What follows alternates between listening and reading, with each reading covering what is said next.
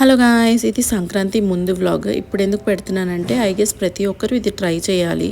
క్లీన్గా ఉండాలి, ఫ్రెష్గా ఉండాలి ఇల్లంతా అనుకునే వాళ్ళు ఇలా ట్రై చేయండి. యూజువల్లీ మనం తుడుస్తాము, కానీ ఈసారి ఇల్లంతా వాటర్తో కడగడం ట్రై చేయండి. సర్ఫ్ అదేమీ లేకుండా ప్లెయిన్ వాటర్ తోటి.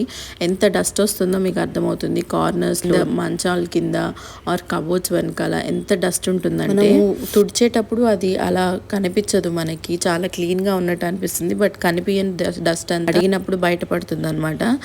వియాన్ పడుకున్నప్పుడు చేసాము ఇది అంతా, బికాజ్ వియాన్ ఉంటే రచ్చరచ్చ అయిపోతుందని తెలుసు. అందుకని వియాన్ పడుకున్నప్పుడు ఆఫ్టర్నూన్ స్టార్ట్ చేసాము. మొత్తం 2.5 hours అయిపోయింది ఇద్దరికి కలిపి. అసలు వాటర్ పోవడానికి వేయలేకపోయినా వి స్టార్టెడ్ ఇట్.